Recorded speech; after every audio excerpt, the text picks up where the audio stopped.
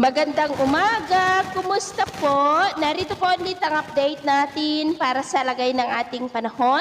Ngayong umaga po ng April 12, 2025. Ngayon po ay patuloy pa rin na mainit na hangin na mula sa Pacific Ocean ang umiihip po ngayon dito sa ating bansa o yung tinatawag po natin na easterlies. Yan rin po ang dahilan ng pagkakabuo ng mga localized thunderstorm na dahilan ng mga pag-ulan sa panahon po ng tag-init, lalo na po yan sa dakong hapon, gabi at madaling araw. At sa ating long-range forecast, consistent pa rin na walang bagyo na namamataan na tatawid po sa ating kalupaan for the next 2 weeks. At sa lagay ng ating panahon, ngayong madaling araw po ay maayos ang panahon sa malaking bahagi ng ating bansa, maliban lamang sa mga tsansa ng mga isolated rain sa ilang bahagi ng Sorsogon, Masbate, Romblon, ilang bahagi ng Palawan, Mansalay, Rapu-Rapu, Catarman, Eastern Samar, Tacloban at Siargao.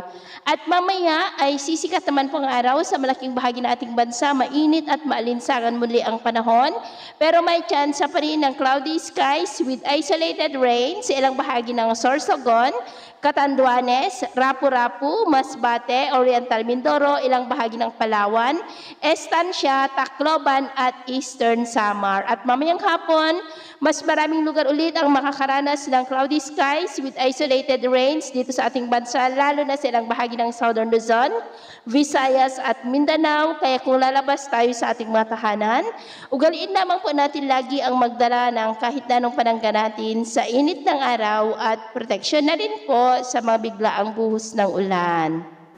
At sa atin naman pong mga baybayin, wala naman po tayong nakataas na namang gale warning signals, pero iba yung pag-ingat lamang po kung papalaot tayo para po mas makaiwas sa mga sakunang pangkaragatan. So, ito ang latest update natin sa araw na ito. Ako po muli si James na nagsasabing sa kahit ng pagsubok po na darating sa ating buhay, huwag na huwag po tayong mawawalan ng pag-asa. Thank you and God bless!